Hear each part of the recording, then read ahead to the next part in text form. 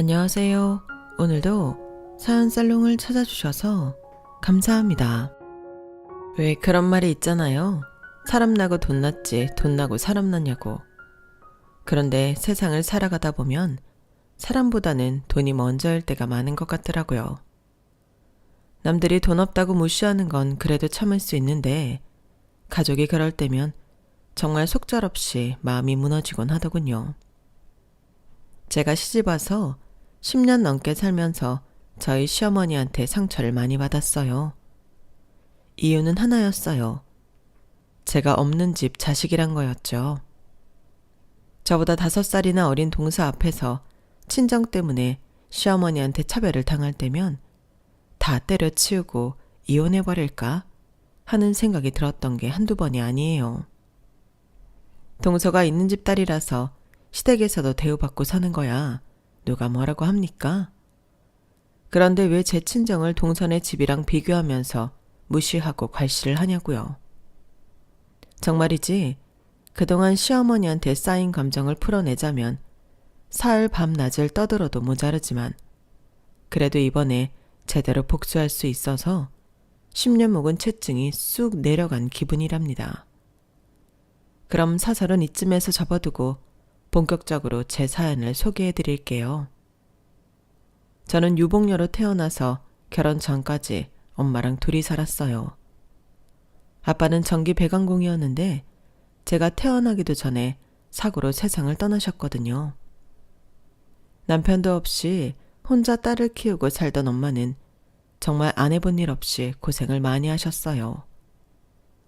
변변한 친정도 없어서 젖먹이었던 저를 돌봐줄 사람이 없어서 전전긍긍 하시면서도 이렇게 멀쩡히 저를 키워내신 걸 보면 정말 대단한 분이라는 생각이 들 정도예요. 저희 집 살림이 어렵긴 했어도 억척스러운 엄마 밑에 자란 덕에 밥을 굶어본 적은 없었어요. 늘 주위에서 얻어다 입히는 옷만 입고 자랐어도 비누 냄새가 폴폴 나도록 깨끗하게 빤 옷을 입고 자랐고요. 그게 다 자는 시간도 줄여가며 저를 위해 희생하신 엄마 덕분이었죠. 하지만 정작 엄마 딸로 살아야 했던 저로서는 이런 상황이 늘 고맙게만 느껴졌던 건 아니에요. 그러기에는 창피한 일을 너무도 많이 경험해야 했거든요. 국민학교 3학년 때였는데 하루는 화장실에 가려고 복도로 나섰는데 옆방 여학생들이 모여서 저를 보며 키득거리고 웃더라고요. 내 얼굴에 뭐가 묻었나 아니면 옷이 찢어졌나 속으로 생각을 하면 그 아이들 앞을 지나가는데 그때 제 귀에 이런 소리가 들리는 거예요. 저거야 저거 내가 2학년 때 입던 원피스. 니들도 알지? 지영이네 엄마 우리 집에서 파출부하는 거. 며칠 전에 우리 엄마가 내가 입던 옷들을 버리려고 그랬더니 쟤네 엄마가 자기가 막 달라고 그러더라. 지영이 입힌다고. 그러더니 진짜 입고 왔네. 쟤는 창피하지도 않나 봐. 남이 버린 옷을 다 입고. 제 책가방도 쟤네 엄마가 쓰레기통에서 준 거래. 완전 거지 같아. 아이들은 뭐가 그리 재미있는지 깔깔대며 웃어댔고 저는 아이들의 말에 정신이 멍할 정도로 창피했어요. 엄마가 가져오는 옷이며 가방, 운동화들이 새 거가 아닌 건 저도 잘 알고 있었어요. 하지만 그게 같은 학교 친구들이 쓰던 거라는 건 그때 처음 알았거든요. 금방이라도 울음이 터질 것 같았지만 제가 아이들 앞에서 울면 그게 더 창피한 일이 될 것 같아서 꾹 참았어요. 그리곤 집에 돌아오자마자 입고 있던 원피스를 벗어서 쓰레기통에 버렸어요. 그랬더니 그날 밤 엄마가 돌아오셔서는 쓰레기통 속에 버려진 원피스를 보시곤 선잠이 들어있던 저를 깨우셨어요. 지영이 너 일어나봐. 네가 이 원피스 쓰레기통에 버렸니? 잠결이라 비몽사몽했던 저는 고개만 끄덕였어요. 아니, 왜 이 멀쩡한 옷을 왜 버렸어? 똑바로 앉아서 말해봐. 왜 버렸냐고? 무섭게 다그치는 엄마를 보자 낮에 있었던 창피함보다는 엄마한테 혼날 거라는 두려움이 더 컸어요. 그래서 울먹이며 말했어요. 애들이 놀린단 말이야. 남이 버린 옷 주워다 입는다고. 엄마가 쓰레기통 뒤져서 가져온 가방 메고 다닌다고. 거지라고 놀린다고. 그 말에 엄마는 잠시 아무 말도 못하셨어요. 그래서 엄마도 제 마음을 이해하시나 보다 생각했는데 잠시 뒤 엄마는 제가 버린 옷을 수도가로 들고 나가 빨기 시작하셨어요. 저 보란 듯이 몇 번이나 헹구고 물기를 꽉 짜서는 탈탈 털어 들고 오셨어요. 자, 봐. 이게 더러워 보이니? 어디 찢어진 데라도 있어? 아니면 누가 입다 버린 옷이라고 적혀있기라도 해? 아니지. 네가 봐도 멀쩡한 옷이지. 남이 입던 옷이면 어때? 깨끗하게 빨아서 잘 다려 입는데. 엄마도 어릴 때 동네 언니들이 입던 옷 물려 입고 자랐어. 엄마만 그런 줄 아니? 밖에 나가서 물어보면 대부분의 사람들이 다들 그렇게 입고 자랐다고. 멀쩡한 옷을 버리는 게 잘못이지.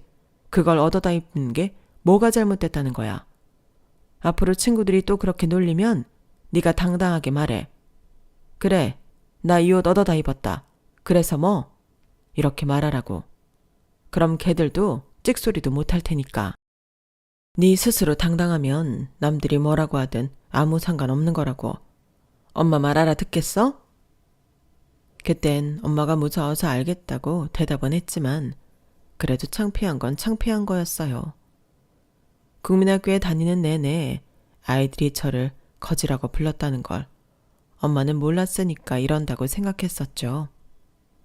그래서 저는 생활력이 강한 엄마가 자랑스럽기보다는 늘 창피했어요. 그건 중학교, 고등학교에 들어가서도 마찬가지였어요. 그런데 엄마에 대한 이런 생각이 한순간에 변해버린 사건이 생긴 거예요. 지금도 대입을 앞두고 고3 학생들이 학원에 과외에 사교육을 많이들 받잖아요. 저도 그때도 마찬가지였어요. 반에서 5등 안에 드는 애들 치고 학원 하나 안 다니고 혼자 공부하는 애는 저 하나뿐이었거든요. 다행히도 EBS에서 내신 관련 수업과 수능 대비 수업을 해주었기 때문에 그 강의를 듣고 공부를 할 수 있어서 나름 내신과 수능도 혼자 준비할 수 있었어요. 없는 집에서는 좋은 대학을 나와 좋은 직장을 얻는 게 성공하는 지름길이라는 소리를 들어와서 그랬는지 제 목표는 딱 하나뿐이었어요. 인서울 대학에 들어가는 거. 어떻게든 합격해서 이 지긋지긋한 가난에서 벗어나야겠다고 생각했거든요. 사실 제가 어릴 때부터 엄마가 억척스럽게 일을 하셨던 걸 생각하면 우리 집 상황이 그렇게까지 돈에 쪼들리며 살 정도는 아니어야 했어요. 수입에 비해 지출이 그리 많지 않을 정도로 허리띠를 졸라매고 살았으니까요. 그럼에도 불구하고 매 순간 돈 때문에 허덕이고 살았던 건 바로 저희 본가 때문이었어요. 고아였던 저희 엄마를 처음부터 반대했던 저희 본가에서는 맏아들인 아빠가 결혼하고 1년도 안 돼서 세상을 떠나자 모든 걸 엄마 탓으로 돌렸어요. 재수없는 년이 집에 들어와서 그렇다거나 멀쩡한 아들 잡아먹은 년이라는 오명을 씌워오면서 말이죠. 실제로 아빠는 엄마랑 결혼하기 위해서 본가랑 연도 끊은 상황이었기 때문에 친가 사람들은 저희 엄마에 대한 미움이 심했을 거예요. 그런 사람들한테 엄마는 마음의 빚을 갚는 심정으로 아빠 대신 경제 지원을 해드렸던 거죠. 시동생 학비를 대주고 생활비까지 말이에요. 그러다 보니 우리 집 살림까지 살기가 벅찼던 거예요. 생각해보세요. 아무리 억척을 떤다 해도 딱히 기술도 없는 여자 혼자 벌이로 두 집을 먹여 살려야 하는데 그게 가능하겠냐고요. 제가 고3이 됐을 무렵이 돼서야 시동생이 취직을 하면서 경제적 지원을 멈출 수가 있었어요. 그렇다 보니 그동안 모아놓은 돈이 없어서 제 대학 등록금조차 감당하기 힘들었어요. 제가 기를 쓰고 합격한 대학에 등록 마감일까지도 돈을 다 마련하지 못했거든요. 은행 마감 시간은 다가오고 돈을 구해보겠다고 나선 엄마는 연락이 없고 정말 분침이 하나씩 움직일 때마다 피가 마르는 기분이었어요. 그런데 은행 마감 시간 20분을 앞두고 엄마한테 전화가 온 거예요. 집 앞 사거리 땡땡은행으로 고지서 들고 나오라고요. 엄마가 그리로 가고 있다고 말이죠. 전화를 받자마자 은행으로 달려나갔어요. 한겨울 칼바람에 숨을 쉴 때마다 목구멍을 칼로 헤집는 것처럼 따가운데도 아픈 것도 모르겠더라고요. 은행 앞에 가보니 엄마가 신문지 꾸러미를 가슴에 움켜 안은 채 발을 동동거리며 저를 기다리고 있었어요. 살면서 그날처럼 엄마가 환하게 웃는 모습은 처음이었어요. 엄마는 저를 보자마자 왜 이렇게 추운데 겉옷도 안 입고 나왔냐고 타박을 하시면서도 얼른 은행으로 들어가자고 제 팔을 끌어당기셨어요. 그렇게 마감 시간 5분여를 남기고 은행 창구에 앉아 등록금 납부를 하게 됐는데 직원이 지폐 개수기로 돈을 세면서 몇 번이나 고개를 갸웃거리더라고요. 그렇게 3번이나 연달아 세어보더니 손님, 납부하시려는 금액에서 5만 원이 부족한데요. 그 말에 엄마는 그럴 리 없다고 다시 한번 세보라고 말했지만 결과는 같았어요. 순간 엄마도 저도 얼굴이 흑빛으로 변해버렸어요. 마감 시간은 다가오는데 엄마도 저도 수중에 있는 돈이 그게 다였기 때문이었죠. 단돈 5만 원에 하늘이 무너지는 경험을 하게 된 거예요. 그 순간 저는 머리가 텅 빈 것처럼 멍해져서 아무 말도 못하고 있었는데 엄마가 바들바들 떨리는 손으로 창구 직원 손을 잡으며 그러시더라고요. 저기요, 이거 우리의 대학 등록금이에요. 오늘까지 납부 못하면 우리의 대학 입학 취소된다고요. 제가 모자라는 돈 꼭 갖다 드릴 테니까 어떻게 좀 안 될까요? 내가 맞춰서 받아온다고 한 건데 어떻게 돈이 부족하게 됐는지 모르겠네요. 제발 부탁 좀 드릴게요. 하지만 창구 직원으로서도 어쩔 도리가 없는 일이었어요. 처음 보는 사람한테 자기 돈 5만 원을 줄 수는 없으니까요. 창구 직원은 몇 번이나 죄송하다며 거절을 했어요. 그런데 그때 뒷자리 책상에 앉아있던 직급이 있어 보이는 분이 저희 창구 쪽으로 오시더니 자신의 지갑에서 10,000원짜리 5장을 꺼내 내미시지 뭐예요. 이 돈은 갚지 않으셔도 됩니다. 제가 따님 대학 입학 선물로 드리는 거니까요. 학생, 좋은 대학에 합격한 거 축하해요. 공부 열심히 하세요. 알고 보니 그분은 그 지점 차장님이셨어요. 그 덕분에 저는 등록 마감 2분을 남기고 무사히 등록을 할 수 있었고 원하던 대학에 입학할 수 있었어요. 다음날 엄마는 5만 원을 들고 그 지점을 찾아갔지만 차장님은 끝내 그 돈을 받지 않으셨어요. 그날 엄마는 저와 함께 집으로 돌아가면서 그런 말을 하셨어요. 인간 같지도 않은 놈 공부시키느라 내 새끼 대학도 못 보낼 뻔했다고요. 엄마가 말한 인간 같지 않은 놈은 바로 제 삼촌이었어요. 그동안 엄마가 없는 돈까지 쪼개서 대학 공부까지 시켰던 엄마의 시동생이었죠. 제 대학 등록금 마련이 힘들었던 엄마는 시동생을 찾아가 다만 얼마라도 도와달라 청했는데 대기업식이나 다니는 사람이 그럴 돈 없다며 딱 잘라 말하더래요. 그러면서 그간 자기 대학 공부시켜준 은인한테 모진 말만 퍼부어댔던 거죠. 착각하지 마세요. 그동안 내가 받은 건 그쪽이 주는 대학 등록금이 아니라 내 형 목숨값이었다고요. 우리 형, 당신 같은 여자 안 만났으면 그렇게 죽지도 않았다고. 당장 학비가 없어서 고등학교를 그만두게 될 판이었을 때 삼촌은 저희 엄마를 찾아와 자기가 취업을 하면 꼭 갚겠으니 학비 좀 내달라고 부탁을 했다더군요. 그렇게 고등학교를 졸업하자 대학 등록금을 부탁했고 이후엔 취업 때까지 생활비 부탁을 해왔던 거예요. 다른 건 몰라도 시동생 공부는 시켜야겠다는 생각에 그 고생을 해가며 먹을 거 못 먹고 입을 거 못 입어가며 도와줬더니 돌아온 건 배신뿐이었던 거죠. 그런데 전작 난생 처음 본 은행 직원은 아무 대가 없이 선뜻 5만 원을 내줬으니 그 상황에 엄마는 마음이 더 착잡하셨을 거예요. 그 일이 있고서야 비로소 그동안 엄마가 본가에 금전적 지원을 하느라 우리가 궁핍하게 살아왔던 걸 알게 된 저는 엄마만큼이나 화도 났지만 한편으로는 엄마가 참 안 됐다는 생각을 했어요. 겉으로 보기에는 그렇게 악착 같고 돈밖에 모르는 냉정한 사람 같았는데 실상은 세상 누구보다 마음이 여린 사람이었으니까요. 그런 사람이 선의를 베푼 사람한테 상처를 입었으니 얼마나 속상하겠어요. 그래서 엄마가 받은 상처 내가 치유해드려야겠다는 생각을 하게 됐어요. 나마저 엄마한테 감사한 마음을 갖지 않는다면 삼촌이나 다를 바 없는 인간이 되는 거니까요. 대학 등록을 마치고 한 달여쯤 지나 저는 그동안 아르바이트를 해왔던 곳에서 밀린 월급을 받았어요. 수능이 끝나자마자 대학 등록금에 보태려고 했던 아르바이트였는데 사장님이 월급을 차일피일 미룬 탓에 뒤늦게 받게 된 거였죠.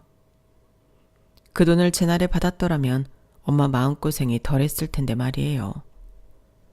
저는 그렇게 받은 돈으로 남자 손수건을 사서 제 등록금을 보태주신 은행 차장님께 선물했어요.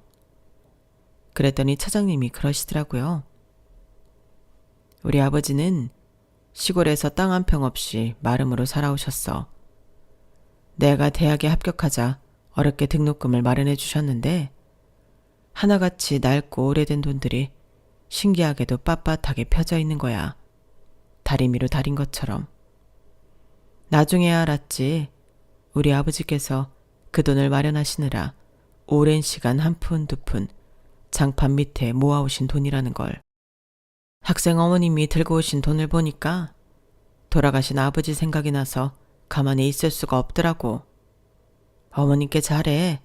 언젠가 어머님 그림자도 그리워지는 날이 올 테니까. 담담하게 들려주신 차장님 얘기를 듣고 나니 그동안 철없이 행동했던 제 자신이 부끄러웠어요. 엄마가 그날 어렵게 만들어 오신 등록금을 저는 그저 5만 원이 모자라는 돈으로만 생각하고 있었거든요. 5만 원을 제외한 나머지 돈을 만드느라 엄마가 어떤 고생을 했는지 잊고 있었던 거죠. 그래서 차장님께 선물을 하고 남은 돈 전부를 엄마한테 드렸어요. 그 돈으로 사고 싶은 것도 많고 하고 싶은 것도 많았지만 그 순간만큼은 이 돈을 고스란히 엄마한테 쓰고 싶었거든요. 그랬더니 그 돈을 받은 엄마가 이러시더라고요. 됐어. 그 돈은 네가 알아서 써. 남의 자식 등록금도 대준 나야. 그런데 내 자식이 힘들게 번 돈을 내가 뺏어서 써야겠니? 네가 처음으로 일해서 번 돈이니까 네가 하고 싶은 거 하고 쓰고 싶은 데 써. 돈도 써봐야 그 가치를 아는 거야. 결국 돈은 다시 제 손에 들어왔고 고민은 시작됐어요. 난생 처음 큰 돈을 손에 쥐게 된 저로서는 쓰는 것도 일이었거든요. 그래서 엄마 화장품 세트를 하나 사고 나머지 돈은 저금을 했어요. 그때부터였던 것 같아요. 돈이 생기면 무조건 움켜쥐고 있어야 한다는 강박을 갖게 된 게요. 엄마나 제게 무슨 일이 생겼을 때 주변에 도와줄 사람이 없다는 걸 잘 알기 때문에 스스로 준비해야 한다고 생각해서 그랬나 봐요. 엄마처럼 억척스럽게 일을 해서 돈을 벌 자신은 없었지만 그래도 번 돈을 쓰지 않고 모으는 건 자신이 있었어요. 워낙 어릴 때부터 돈 쓰고 사는 거에 익숙치 않아서 돈을 쓸 때마다 죄책감을 느끼는 편이었거든요. 대학을 졸업하고 직장을 다니면서 월급을 벌면서도 저는 제 자신을 위해 돈을 쓰는 걸 두려워했어요. 주변 동료들을 보면 한 달 동안 노력한 내 자신을 위한 보상이라며 고가의 전자기기도 사고 명품 백도 할부로 사곤 했지만 저는 온전히 내 자신을 위해 치킨 한 마리 사는 것도 쉽게 안 되더라고요. 그러다 보니 직장 동료 사이에서 말들이 좀 있었던가 봐요. 제 앞에서는 안 그런 척을 했지만 제 뒤에서는 다들 지질이 궁상이라는 말들을 했던 모양이더라고요. 그걸 어떻게 알았냐고요? 제 옆자리에 있던 동료가 결혼 직후 회사를 그만두게 되었는데 퇴사하는 날 제게 그러더라고요. 지영 씨, 지금부터 내가 하는 말 고깝게 듣지 말았으면 좋겠어. 어차피 나는 떠나는 사람이니까 굳이 이런 얘기 안 하고 모른 척 할 수도 있지만 그래도 그동안 지영 씨한테 도움받은 것도 있고 해서 해주는 말이야. 지영 씨는 스스로를 절약하는 사람이라고 생각하는지 모르겠지만 남들이 보기엔 그냥 지질이 궁상으로밖에는 안 보여. 대학생도 아니고 직장인이 레자 가방을 들고 다니는 건 좀 그렇지 않나? 어지간하면 가죽백으로 하나 사. 그리고 웬만하면 휴대폰 좀 바꾸지 그래? 터치패드도 잘 안 먹히는 걸로 문자 보내고 있는 거 보면 좀 한심하거든. 옷도 그래. 유행은 못 따라가도 한물간 브랜드 옷 사 입는 건 완전 최악인 거 몰라? 내 충고가 고깝게 들렸다면 미안. 그래도 이게 다 지영 씨한테 피가 되고 살이 되는 말이라는 것만 알아도.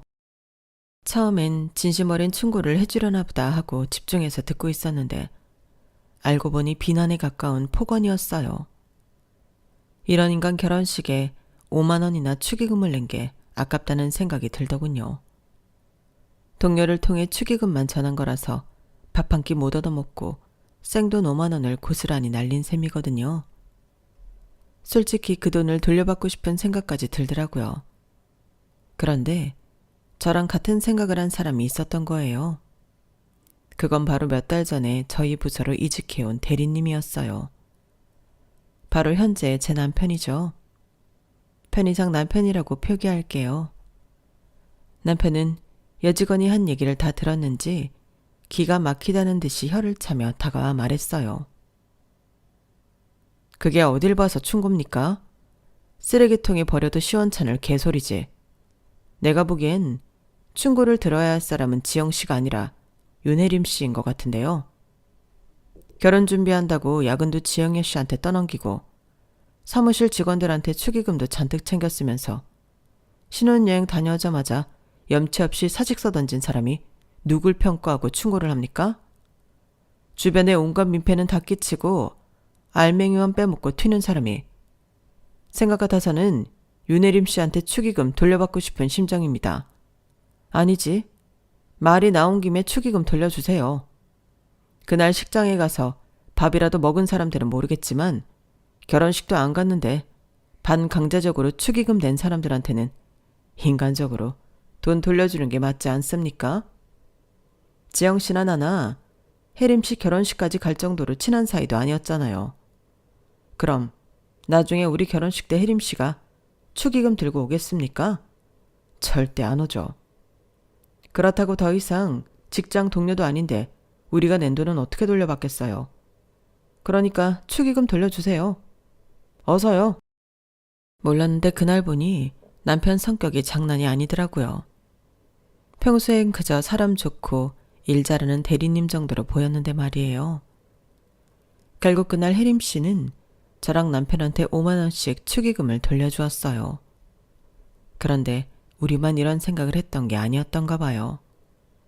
저희가 축의금을 돌려받았다는 소식을 듣고 몇몇 여직원이 자기들도 축의금을 돌려달라고 했다는 걸 봐서는 말이죠. 결국 혜림 씨는 제게 충고를 가장한 놀림 몇 마디 했다가 축의금으로 받은 수십만 원을 돌려주게 되었어요. 알고 보니 다들 얌체짓을 해온 혜림 씨한테 감정이 안 좋았는데 남편의 용기 있는 행동에 이때다 동참했던 거였죠. 그런데 정작 남편은 상황이 이렇게까지 번지자 무척 난처해했어요.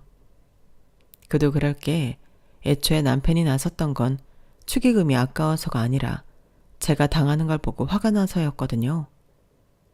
그때 이미 제 남편은 저한테 마음이 있던 때인지라 제가 혜림 씨한테 당하는 게 자신이 당하는 것보다 화가 나더래요.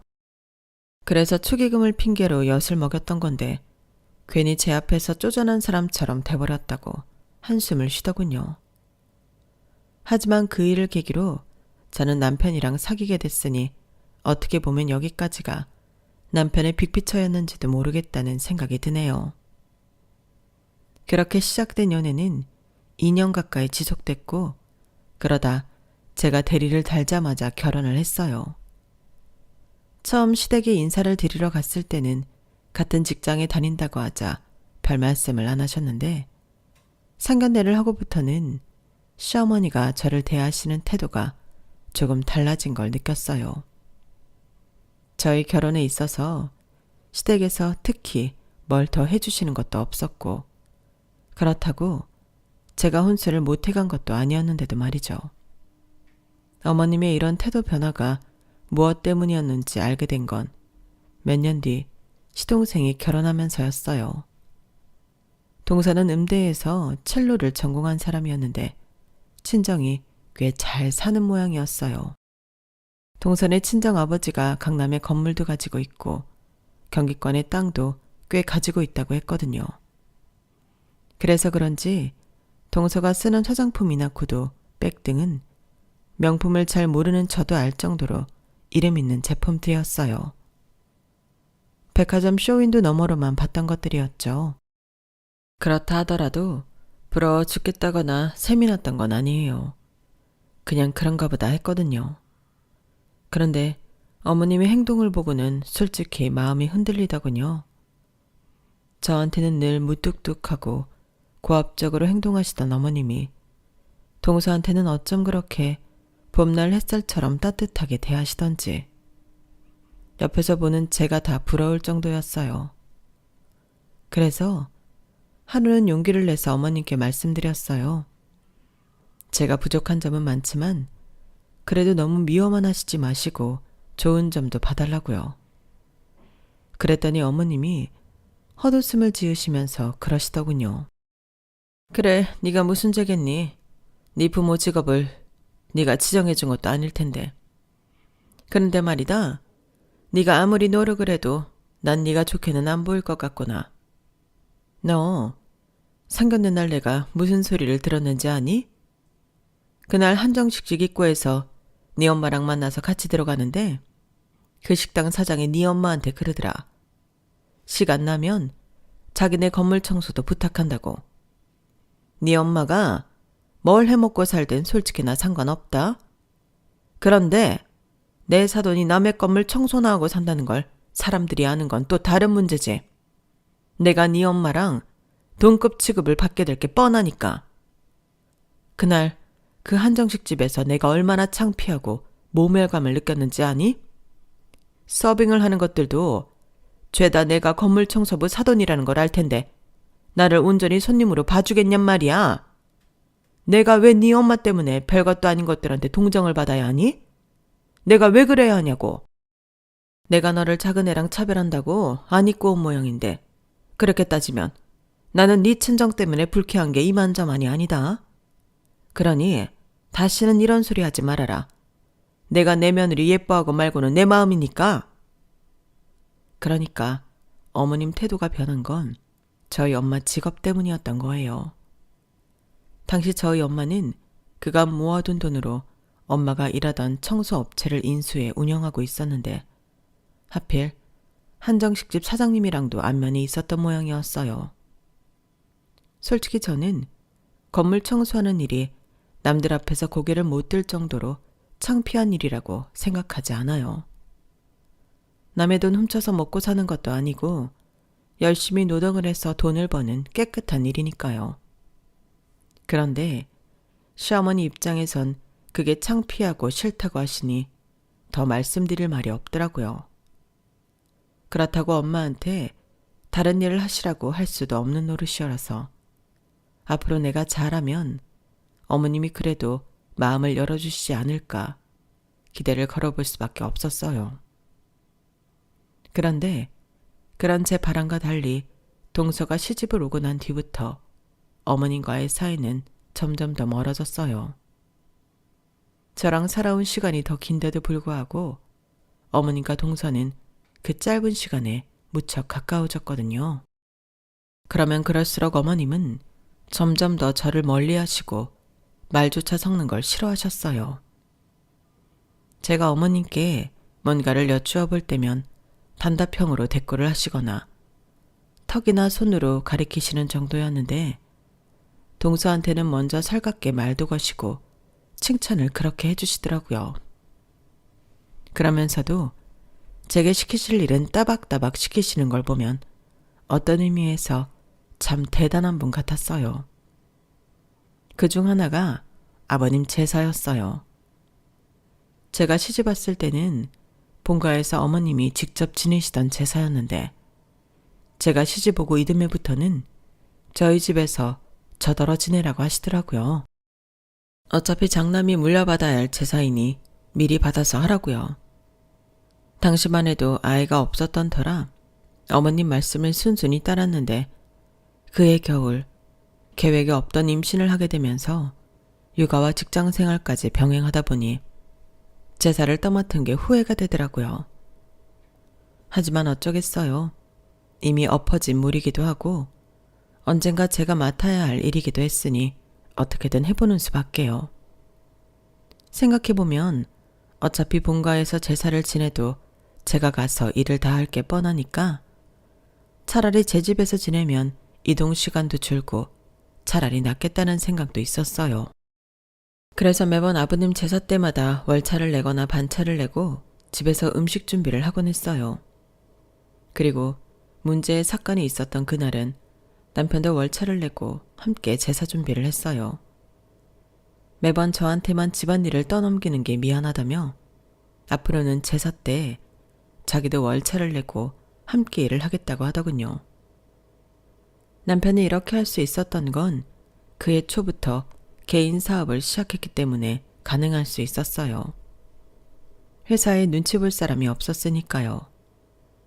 남편이랑 음식 준비를 하고 상까지 다 차리자 동서가 전화를 했더라고요. 어머님 모시고 저희 집으로 오고 있다고요. 마침 우리 애가 졸린지 칭얼거리길래 제가 애를 재우고 오겠다고 했더니 남편이 말리더라고요. 어머님이 오셔서 네가 안 보이면 또 한 소리 하실 거라고요. 그래서 남편이 아이를 방에 데려가 재우기로 하고 저는 어머님과 시동생 내외를 맞았어요. 어머님은 집에 들어오시자마자 미리 차려놓은 상을 매의 눈으로 살펴보시더니 아니나 다를까 혀부터 차시더라고요. 동서가 옆에 있으니 평소보다도 더 과하게 못마땅한 티를 내시는 것 같았어요. 어머님은 꼭 동서 앞에서는 별거 아닌 걸로도 트집을 잡아가며 제게 핀잔을 주시거든요. 얘 음식 해놓은 꼴하지 마라. 너 소고기 산 적 어디 걸로 한 거니? 설마 수입 소고기 쓴 건 아니지? 그리고 이 과일들 말이다. 너는 어쩌면 이렇게 손이 작니? 다른 건 몰라도 제사상의 과일은 좋은 거 쓰라고 내가 몇 번이나 말하니? 사고고 배고 알이 이렇게 작아서 어디다 써먹어. 전 부친 것도 봐. 니네 친정에선 이런 것도 전이라고 해먹냐? 내가 귀신이라도 이런 제사상엔 젓가락 깔 데가 없겠다. 이래서 며느리는 좀 사는 집 여자를 데려와야 하는 거야. 지 친정에서 보고 자란 게 없는데 뭘 알겠냐고. 고기도 먹어본 놈이 먹는다고 제대로 쓰고 살아봤어야 흉내라도 내지. 아, 제사상 차릴 때마다 내가 너 때문에 늙는다 늙어. 하루 종일 기름 냄새 맡아가며 발이 퉁퉁 붓도록 일을 하고도 수고했다는 말 한마디 못 듣는 것도 억울한데 이런 취급까지 당하니까 억울하고 창피해서 눈물이 핑 돌았어요. 매번 제사상 차릴 비용 한 푼 안 주시고 저한테 다 떠넘기시면서 이런 식으로 말씀하시면 안 되는 거잖아요. 고기도 늘 비싼 한우로 준비하고 과일도 제일 크고 싱싱한 걸로 준비한다고 하는데도 왜 매번 어머님 눈에는 제가 아는 모든 게 형편없는 싸구려로 보이는 건지 이해가 안 갔어요. 특히 동서가 들어오고 난 이후로 더 이렇게 저를 못 잡아먹어서 안달이시니 정말 미치겠더라고요. 그래서 이번엔 저도 더는 안 되겠다 싶어서 한 말씀 드렸어요. 어머님, 저 하루 종일 힘들게 일만 했어요. 회사에서 오전 근무 마치자마자 반차 내고 장 봐와서 지금까지 일하느라 점심도 못 먹었다고요. 그런데 수고했다는 말 한마디 없으시고 타박만 하시니까 너무 서운해요. 소고기는 한우 맞고요. 과일은 과일 가게에서 제일 크고 싱싱한 걸로 샀어요. 저 아버님 제사상에 싸구려 재수 올린 적 없어요. 평소에 비싸서 저희는 못 사 먹는 제일 좋고 크고 싱싱한 걸로만 준비한다고요. 그런데도 어머님 눈에는 안 차신다면 할 수 없네요. 정 마음에 안 드시면 앞으로 제사상은 어머님이 준비하세요. 그러자 시어머니가 눈을 부릅뜨고 달려드셨어요. 이게 아주 못 배워먹은 티를 내는구나. 뭐가 어쩌고 저째? 누구 보고 제사를 지내라고? 얘가 아주 날이 갈수록 가관이구나. 그래, 네가 할 만큼 했다고? 고기고 과일이 제일 크고 좋은 걸로만 샀다고? 하이고 얘. 내가 이날이 때까지 소고기며 과일 한 번 안 사본 사람인 줄 아니? 작은 애야, 네가 말해봐라. 지난 추석에 내가 너희 친정에 보낸 한우 세트 말이다. 그거랑 이 상에 오른 소고기랑 차이가 나니 안 나니? 그리고 올 설에 보낸 과일 세트랑 상에 오른 과일이랑 크기 몇 대깔이 차이가 나 안 나? 어머님도 참, 형님도 있는데 저한테 그런 걸 물으시면 제 입장이 곤란하잖아요. 형님, 미안하지만 이번 일은 어머님 말씀이 맞는 것 같아요. 저희 집에 명절 선물 보내주신 거랑 비교했을 때 확실히 다르긴 하거든요. 그 말에 저는 한숨이 툭 튀어나왔어요. 그러자 어머님이 바로 한 소리 하시더군요. 왜? 이젠 작은 애 말도 못 믿겠다는 거냐?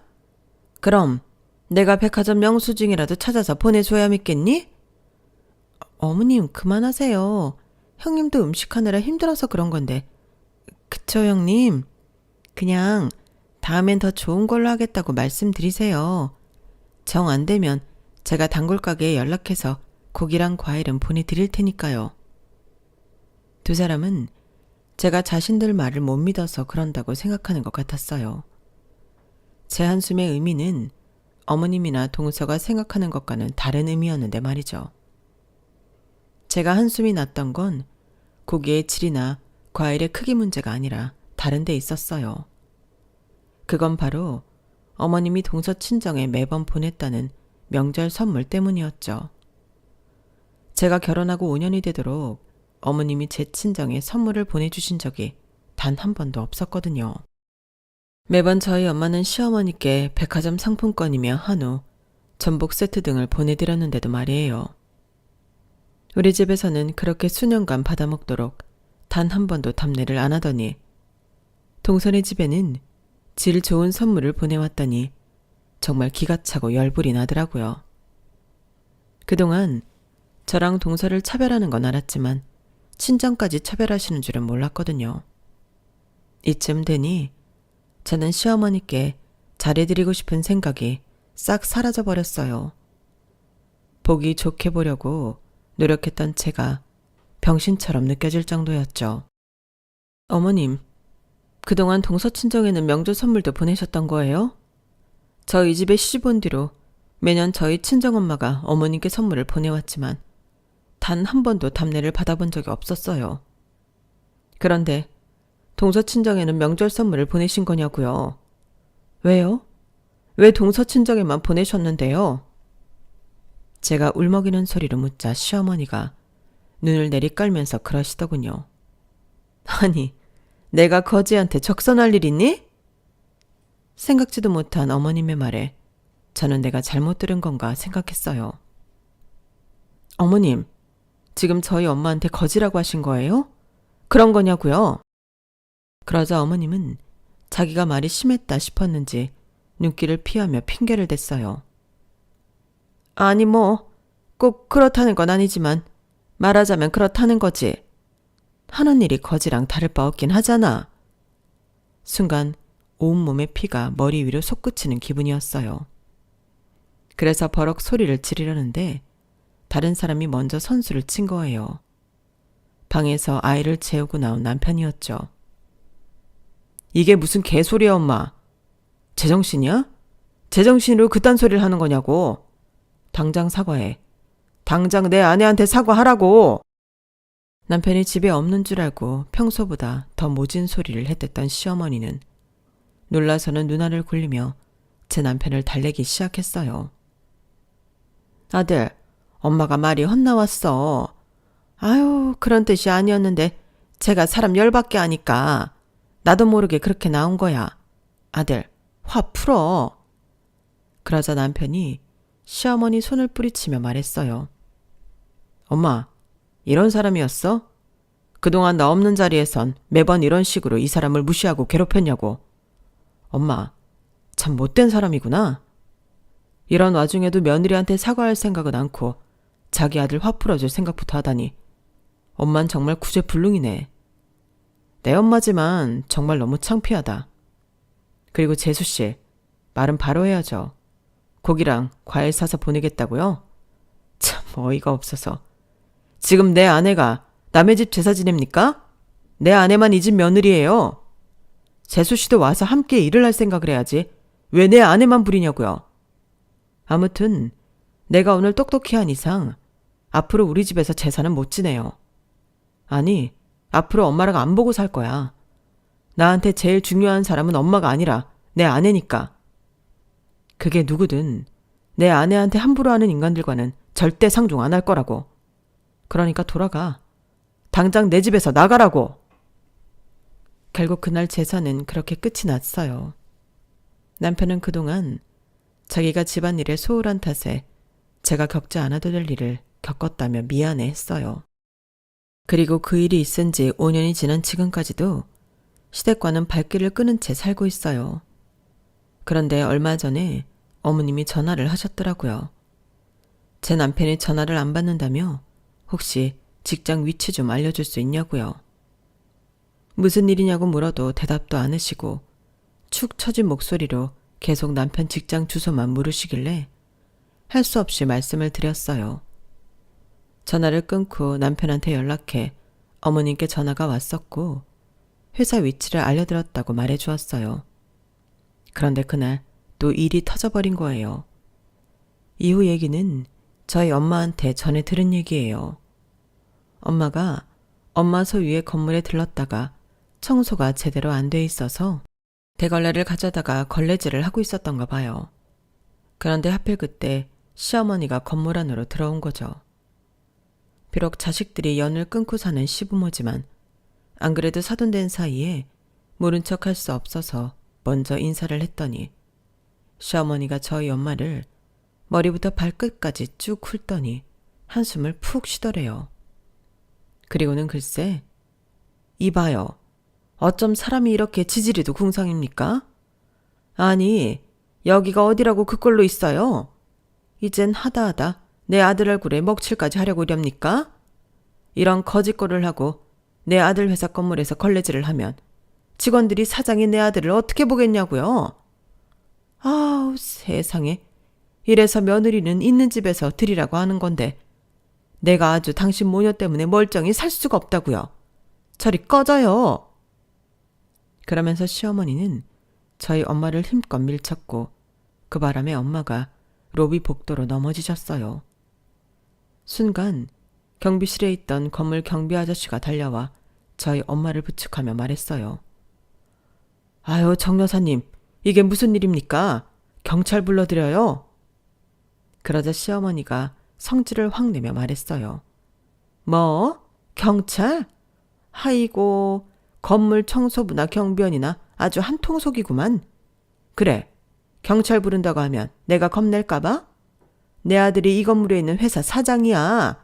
어디서 까불어? 그러자 경비 아저씨가 헛웃음을 지으며 그러셨어요. 아, 그러세요? 그럼 이분이 누군지도 잘 아시겠네요. 정 여사님이 이 건물 건물주십니다.